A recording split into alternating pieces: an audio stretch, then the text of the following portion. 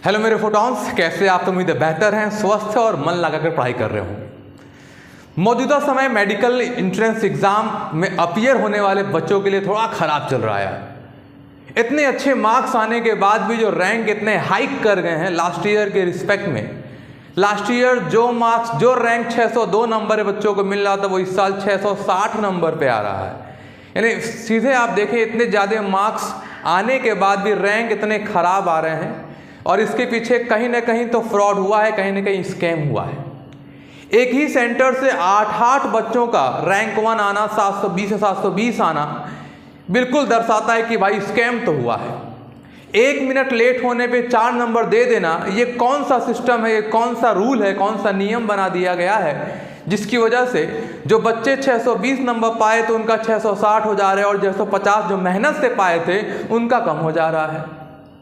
तो देखो, स्कैम तो हुआ है बच्चों आपके साथ। और मैं यहाँ डायरेक्टली सबसे पहले माता पिता को कहना चाहूँगा कि बच्चों को बिल्कुल मत डांटिए। उनके मार्क्स इतने अच्छे हैं कि उस मार्क्स में बहुत बेहतरीन कॉलेज मिल सकता था, लेकिन इस रैंक सिस्टम की वजह से और इस न्यू सिस्टम क्या कहते हैं, नॉर्मलाइजेशन रूल की वजह से और इस कहीं ना कहीं पेपर लीक होने की वजह से, फ्रॉड होने की वजह से इतना खराब मार्क्स बन गया है। जबकि मार्क्स बहुत अच्छा है, रैंक खराब हो गया है।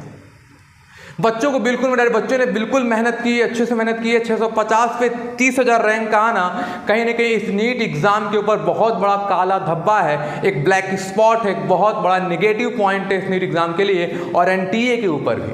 ये किस तरह का 2018 के बाद जब से एनटीए लॉन्च हुआ और उसने लगातार नीट एग्जाम कराना शुरू किया, 1 nation 1 exam for medical entrance is okay, everything is good, पर आपको पेपर की लेवल को भी धीरे धीरे क्या करना था, अपग्रेड करना था।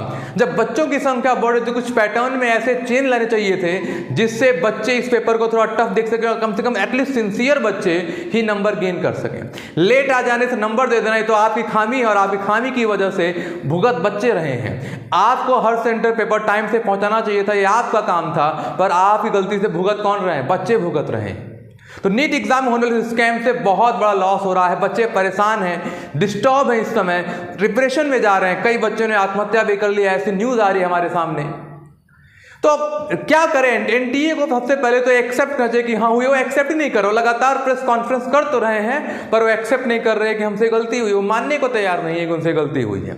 वो लगातार कह रहे हैं कि अब ऐसा हुआ है, इस तरह किया गया, हम फिर से जांच करेंगे, उन 1600 बच्चों के बारे में फिर से देखेंगे, उनका आंसर की, उनका OMR फिर से चेक करेंगे, पर उससे होगा क्या? कोई मतलब नहीं होगा। लोग कह रहे हैं कि रीनीट कराओ, बच्चे प्रोटेस्ट कर रहे हैं, टीचर्स प्रोटेस्ट कर रहे हैं कि रीनीट करो। रीनीट से कोई बहुत फायदा होने वाला नहीं है, बिकॉज एक मोमेंटम जो था बच्चों का वो ब्रेक हो चुका है। 1 महीने की गैपिंग आ चुकी है, बच्चे हो सकता है भूल गए, बच्चे घूमने चले गए, उनके मार्क्स 650 से उठा रहे थे, दे वर सो रिलैक्स हो चुके थे कि इतने अच्छे मार्क्स है यार, नंबर तो इतने अच्छे आए, रैंक तो अच्छे आएंगे ही आएंगे। अब रीनीट के लिए कोई बहुत रीनीट अच्छा ऑप्शन नहीं है हमारे लिए।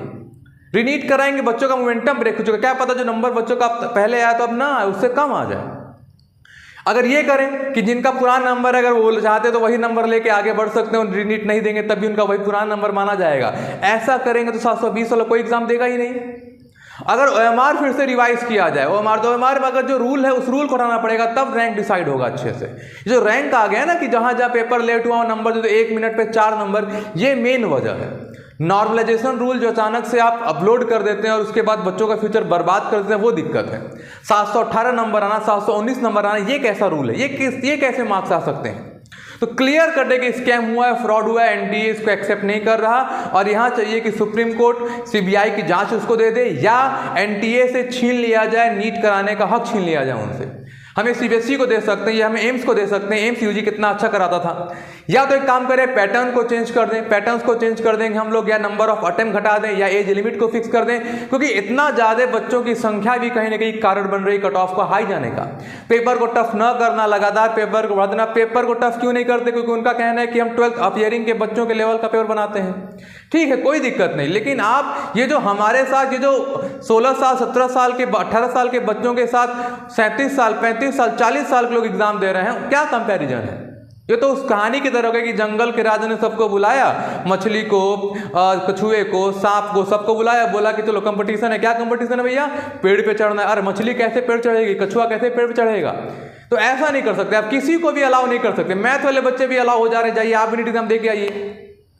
कुछ क्राइटेरिया स्ट्रिक्ट कीजिए। जिस तरह जेईई मेंस एडवांस क्राइटेरिया बहुत स्ट्रांग है, बोर्ड के परसेंटेज से लेकर नंबर ऑफ अटेम्प्ट्स के लेकर, इन पे ध्यान दीजिए। हमें कुछ ऐसे पैटर्न्स को चेंजेस लाने, कुछ ऐसे पैटर्न्स बनाने पड़ेंगे, कुछ चेंजेस लाने पड़ेंगे जिससे एग्जाम एक बेहतर एग्जाम बन सके। एक ऑल इंडिया नेशनल लेवल का एग्जाम और इतना आसान कि 720 लाना मजाक बन गया है।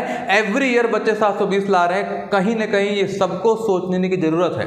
हमारा प्रोटेस्ट रीनीट के लिए तो नहीं होना चाहिए, मैं कहूँगा कि उससे बहुत फायदा होगा नहीं। हाँ, ओएमआर को फिर से रिवाइज करना चाहिए, सबका चेक करना चाहिए, इस मौजूदा रिजल्ट को रद्द करके नया रिजल्ट निकालना चाहिए। लेकिन उससे बहुत जरूरी है अगले साल क्या करना चाहिए। हमें नेक्स्ट ईयर के लिए पैटर्न को चेंज करना चाहिए, हमें नंबर ऑफ अटेम्प्ट्स को काउंटिंग कर देना चाहिए, हमें एज लिमिट को फिक्स करना चाहिए, हमें बोर्ड के परसेंटेज को बढ़ा देना चाहिए। कई सारे ऐसे चेंजेस हम अगले साल के ला सकते हैं ताकि इसमें बच्चों की रुचि इस तरह बढ़े कि हाँ यार, मेहनत करूंगा तो सिलेक्शन होगा ही होगा। तो हमें कई सारे चेंज लाने की जरूरत है, ठीक है ना। तो बिल्कुल परेशान मत होइए, एनटीए को चेंज लाना ही पड़ेगा। हम अपने वीडियो के माध्यम से, आप अपने प्रोटेस्ट के माध्यम से, हम अपने वीडियो से ऑनलाइन प्रोटेस्ट कर रहे हैं और इसके थ्रू हम चेंजेस को लाएंगे। अब स्कैम हुआ है, फ्रॉड हुआ है, पैनिक बिल्कुल मत होइए, डिस्ट्रेस बिल्कुल मत होइए। माता पिता अपने बच्चों को बिल्कुल न डांटें, बच्चों की कोई गलती नहीं है, उन्होंने बहुत अच्छा मार्क्स लाया है। 690, 650, 640 बहुत अच्छा मार्क्स है। 600 से ज़्यादा आना ही अच्छा मार्क्स होता है, लेकिन फिर भी फ्रॉड की वजह से, स्कैम की वजह से ऐसा देखने को मिल रहा है, ठीक है ना। तो हम इसके लिए प्रोटेस्ट करते रहेंगे, लेकिन एनटीए को छीन लेना, एनटीए से हक छीन लेना चाहिए नीट कराने का, ये किसी और सिस्टम को दे देना चाहिए। क्लियर अपने को? चलिए फिर, लेकिन हम लगे रहेंगे, मेहनत करते रहेंगे। अगर रीनीट होता है तो हम पढ़ाई करते रहेंगे, रिवीजन अपना स्टार्ट कर सकते हैं, बैठे मत रहिए।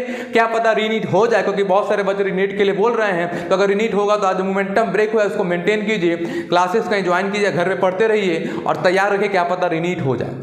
अदरवाइज काउंसलिंग भी स्टार्ट हो सकती है, आप उसमें भी जा सकते हैं। पैनिक मत होइए, नेक्स्ट ईयर जरूर कुछ चेंजेस लाने पड़ेंगे इनको, अदरवाइज बहुत दिक्कत हो जाएगी।